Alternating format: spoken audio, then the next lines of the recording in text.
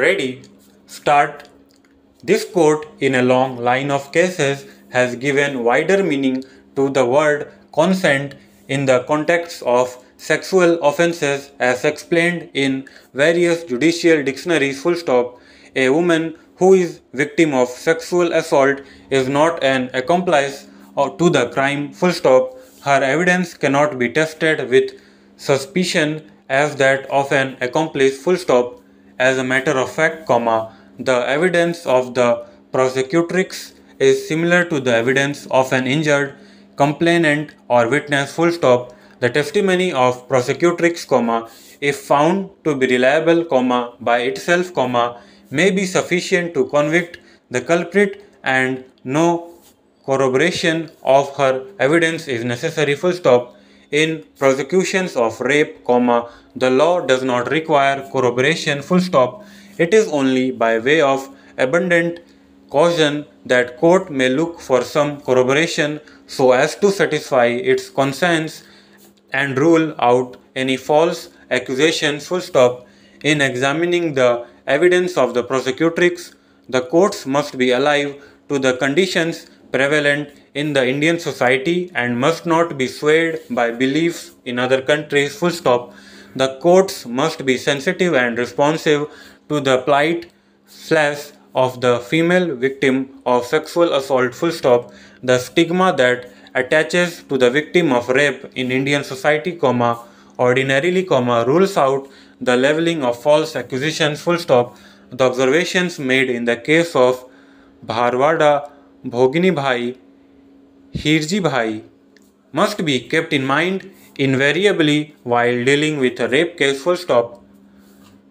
The contention on behalf of the respondent that no alarm was raised by the prosecutrix at the bus stand or the other places where she was taken and that creates serious doubt about truthfulness of the evidence, overlooks the situation in which the prosecutrix was placed. Full stop. She had been kidnapped by the two adult males, one of them, A1, wielded firearm and threatened her, and she was taken away from her village, and kept in a rented room for many days where A1 had sexual intercourse with her. Full stop. Whenever she asked A1 for return to her village, she was threatened and her mouth was gagged. Full stop. The absence of alarm by her at the public place cannot lead to an inference that she had willingly accompanied A1 and A2. Full stop. The circumstances made her submissive victim, and that does not mean that she was inclined and willing to intercourse with A1. Full stop. She had no free act of the mind during her stay with A1 as she was under constant fear. Full stop.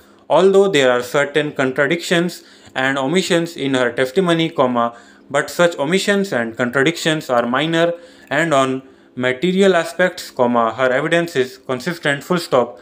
The prosecutrix being illiterate and rustic young woman, some contradictions and omissions are natural as her recollection, observance, memory and narration of chain of events may not be precise. Full stop. Except the bald statement of A1 under section 31C CRPC that he has been falsely implicated due to enmity, nothing has been brought on record that may probabilize that the prosecutrix had motive to falsely implicate him. Full stop. The circumstances even do not remotely suggest that the prosecutrix would put her reputation and chastity at stake for the reason stated by A1 under section 313 CRPC that a case was pending between A1 and one SR. Full stop. The evidence of the prosecutrix is reliable and has rightly been acted upon by the trial court. Full stop. Although the lady doctor did not find any injury on the external or internal part of body of the prosecutrix and opined that the prosecutrix was habitual to sexual intercourse, but that does not make the testimony of the prosecutrix unreliable. Full stop. The fact of the matter is that the prosecutrix was recovered almost after 3 weeks. Full stop. Obviously, the sign of forcible intercourse would not persist for that long period, full stop. It is wrong to assume that in all cases of intercourse with the woman against with or without consent, there would be some injury on her external or internal part of the victim, full stop. The prosecutrix has clearly deposed that she was not in a position to put up any struggle as she was taken away from her village by two adult males, full stop. The absence of injuries on the person of the prosecutrix is not sufficient to discredit her evidence, she was a helpless victim, full stop. Due to fear, she did not and could not inform the neighbors where she was kept, full stop. As regards the belated FIR slash suffice it to observe that PW1 he deposed that when he returned to his home in the evening from agricultural field, he was informed that his sister under bracket prosecutrix who had gone to erase herself had not returned, full stop. He searched for her and he was told by the two villagers that she was seen with the accused in the fields, full stop. Stop.